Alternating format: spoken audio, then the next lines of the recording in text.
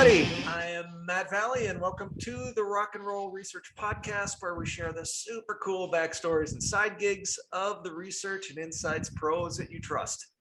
Today's guest is Hannah Taphorn, who is Senior Scientist, Information Research and Analysis for the great consumer goods company Procter Gamble, who this year I think is celebrating 185 years in existence, which I have to say P&G is one of the companies I've got the greatest admiration for. That's 185 years, by the way, of being in continuous control of their own destiny. They've never been acquired in 185 years. Just amazing.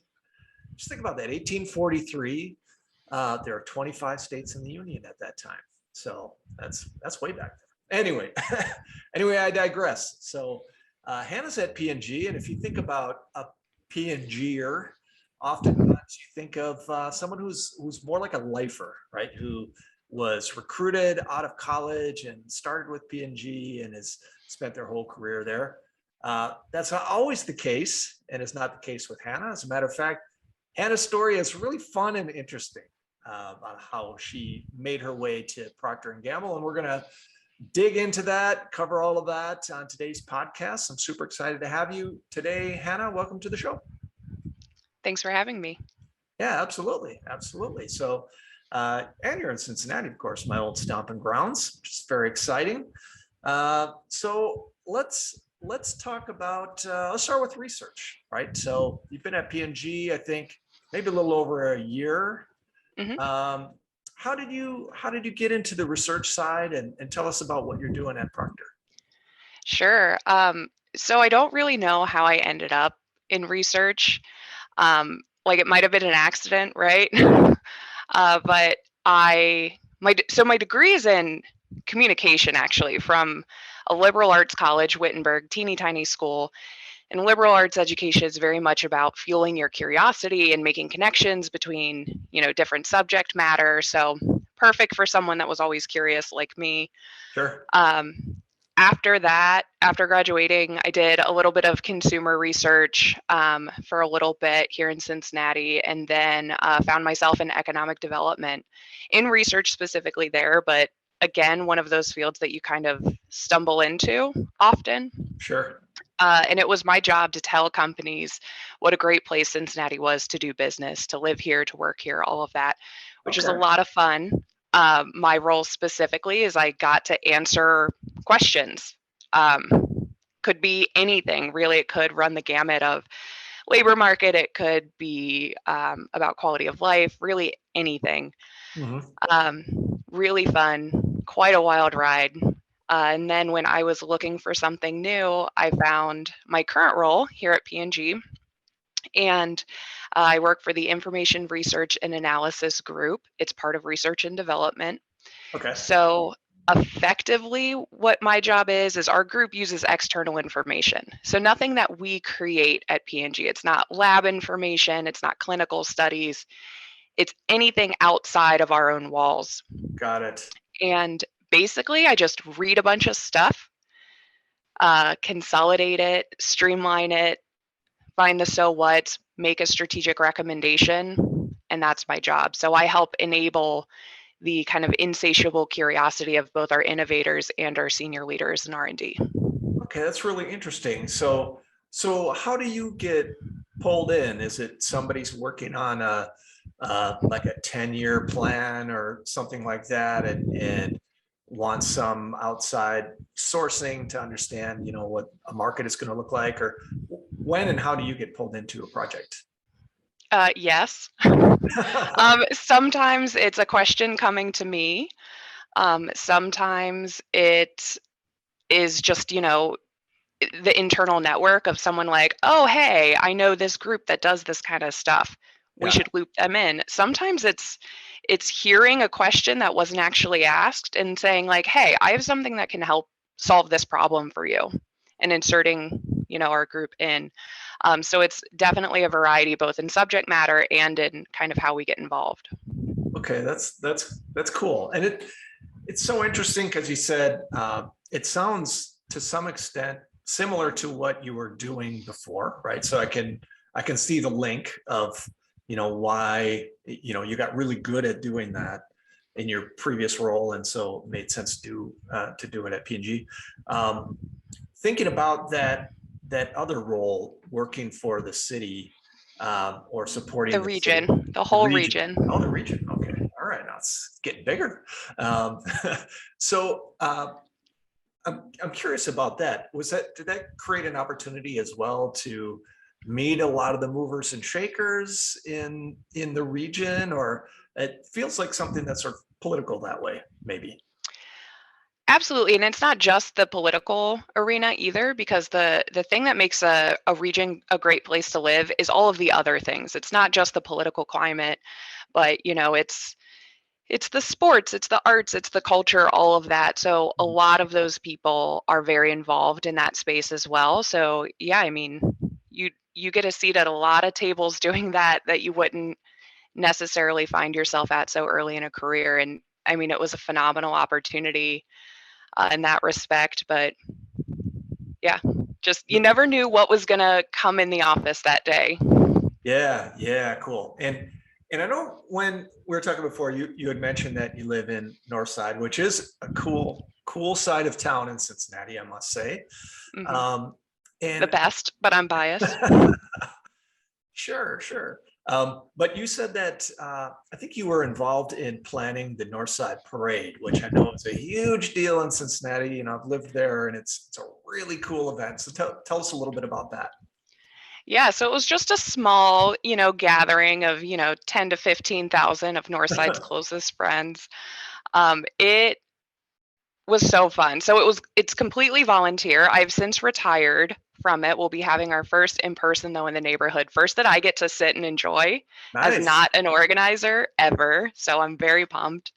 But it really captures like the essence of the neighborhood in 1 mile long parade. And it's so much fun to organize it. It was a great way to give back to the neighborhood because it's nothing like a 4th of July parade that you're expecting at all. Right. We would have mobile art pieces. We had drag nuns. We had an all-female ukulele band. We have dance troops. We have protests. We have everything. Yep. Anything that you can think of is in the Northside Parade. And it was just so fun and absurd to be a part of.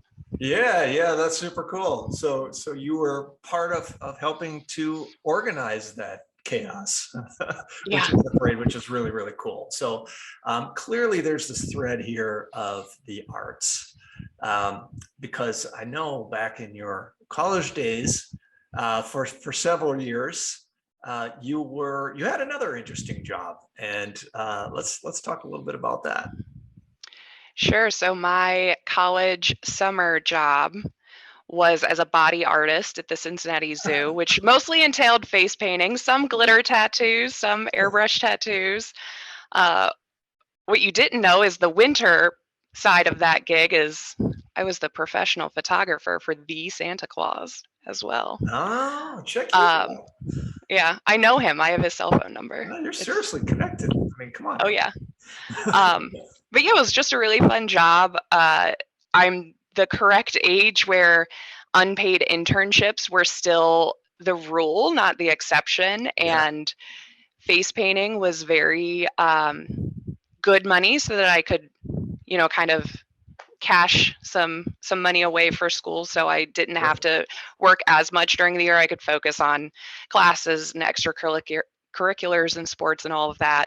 But it was also just a ton of fun. Really hot and sticky, and glitter never goes away, but it was just such a fun way to spend the summer. It was great. And I mean, the Cincinnati Zoo is beautiful, right? And so it's quite possible, dare I say likely, that you've painted the faces of at least one of my kids. I am always curious how many like family photo albums I'm in, just like a sweaty mess, like doing this art on a kid in the middle of the summer. So I'm waiting for the day that I like meet someone and they're like, oh, I have a picture of you on like my mantle. You're like, oh, cool. I'm glad you loved the art. I'm going to go back and check my own family album also. I'll let you know. Cool. All right. So this is just really an interesting uh, career trajectory. Just thinking about the things that you've done. Now, here you are at Procter, and it's a great gig. And I'm curious to know, with these other things that you've done in the past, what you've learned from those jobs that you apply into your position at P&G. Sure. So economic development really is like an industry that builds resiliency in a lot of ways, being in it, because you don't know what's coming in. There is no cycle. So it can be feast or famine type of work, which Right. I think is good. It's a lot of training to communicate effectively at multiple different levels as well. Sure. So I could move from, like a professional industry thing with my peers to presenting to the CEO of a Fortune 5 within the same day. That was a normal thing. So I think that's been a great skill as well. But even face painting, Well, glitter you don't. makes everything better. True. You don't paint faces at Procter now, do you? I do not. That Okay. is reserved for Halloween and my friends' kids only. Perfect. But you're saying everything is better with glitter. Yeah. How does I that mean, apply? well, one, literally glitter on stuff is great. I have friends that would vehemently disagree. But then also, sometimes it's all about how you sell it, and Yeah. a little bit of refinement of a presentation and making sure your fonts match and colors match, the glitter of a PowerPoint, if you will, like, Right. can really go a long way in being more effective. Because sometimes, face painting, sometimes the weather is terrible and the kid is squirmy and sweaty, and that is what you have to work with. And I will do my best in the circumstances, might add a little bit of glitter just to make Yeah. sure, but it is what it is. And sometimes research can be the same way. Sometimes data just isn't available, or Right. sometimes the data tells us not to do the thing that we wanted to do, and we have to, you know, respect what the data is saying. Mhm. So in those moments and in research, you have to present it. It doesn't mean you shouldn't be enthusiastic about what you're presenting, but add a little pizzazz, and then being able, having to tell a C-suite person, like, the data you're looking for is not available, goes over a lot easier when it also looks good. Yeah. Right. So it's not just the message; it's also the medium and how you deliver it and all that good For stuff. sure. Yeah, it makes Yeah. sense. So I'm really interested in what you're doing there, because a lot of times on the podcast we're talking to people that do primary research, and you're Mm-hmm. doing something very different.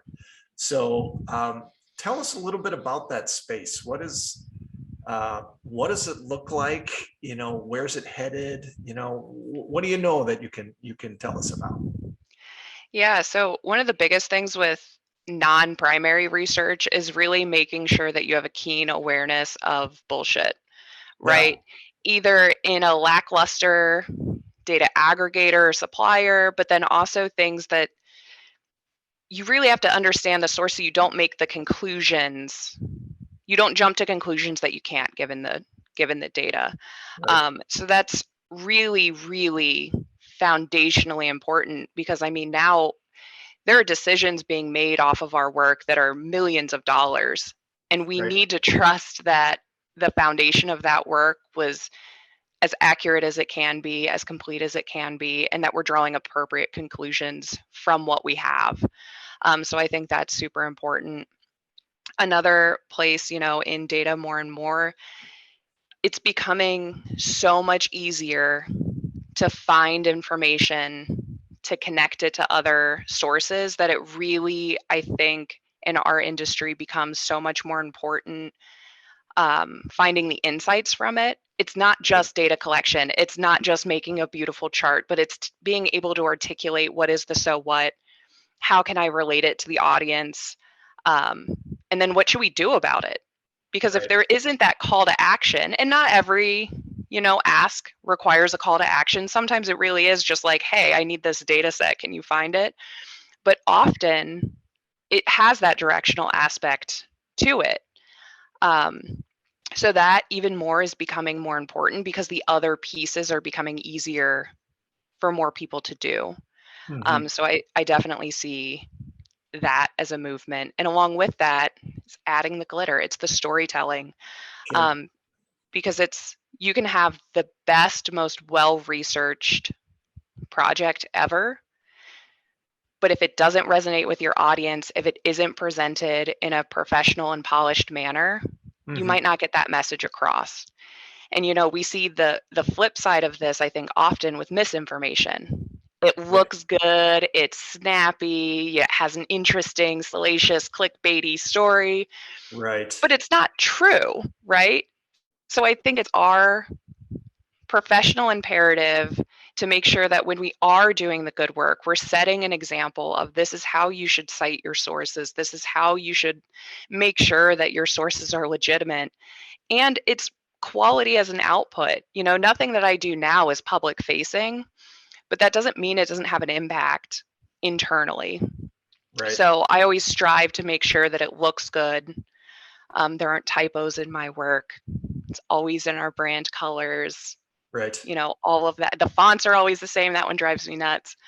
But it tells a story to whoever that audience is that requested it, that they can really follow along. And I think that's absolutely key. So is it hard sometimes to assess the veracity, the quality of the sources that you're finding or attempting to use? Because I think, Yeah, yeah, go ahead. there's just so much anymore. Like there's always a new something, Yeah. either a data aggregator that claims that they have the best, whatever. And anymore, there's a lot of AI algorithms that are going on in the background. And if you don't understand how they're working, it's hard to understand what is happening to the data and then what insights you can draw from it. Right. Right. Cool. Yeah, it's an interesting space, and I think with the availability of data now, the proliferation of data, it starts to encroach on a lot of the primary research that had been done in the past. Now it's, hey, before we go out and create new data, why don't we assess what's already out there? And so it's kind of all playing in the same space. So really cool. Um, so this is a podcast, right? And you're dealing with sources all day long. I'm very curious to know if you think about the media landscape, can be podcasts, can be anything. What sources do you turn to for either insight or inspiration or enjoyment? Sure. Yeah, so a lot of my job, both now and previously, is reading, like a ton.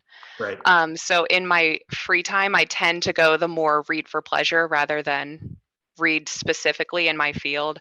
But I read a ton, both print books and audio, podcasts as well, because I love the ability to multitask. I had to drive to Columbus and back the other day, and I read half a book. It Yeah. was Yeah, great. that's great. Um, but yeah, a huge variety. Podcasts, Radio Lab, This American Life, Life Kit. And what I like about those, and then reading just different genres, is the variety in there, because so much of my type of role professionally is making connections between ideas that you wouldn't necessarily think belong together. Right. That I draw a lot of inspiration, even personally, from reading just a ton of stuff, Right. all different topics. It's that insatiable curiosity. If I don't get to learn about it in my job, then I want to learn about it personally as well. I want to learn about different people's narratives. So I read a lot of memoirs. I want to read fiction too, because fiction's fun, Yeah. and can give a lot of different representation and perspective. So all of it. Cool. Cool. Awesome. Awesome. Well, this is the Rock and Roll Research Podcast, Hannah, and we haven't talked music yet, but we have to. We have to. It's important. I'm sure that there's some music you enjoy as well. So I'm very curious to know the answer to this question. So you're stranded on a desert island, right, Hannah? You've got 3 records of your choosing to keep you company for the rest of your days. What are those records? Yeah, so I almost declined this podcast invite because of this question, because I'll tell you, I do not consume music in that way.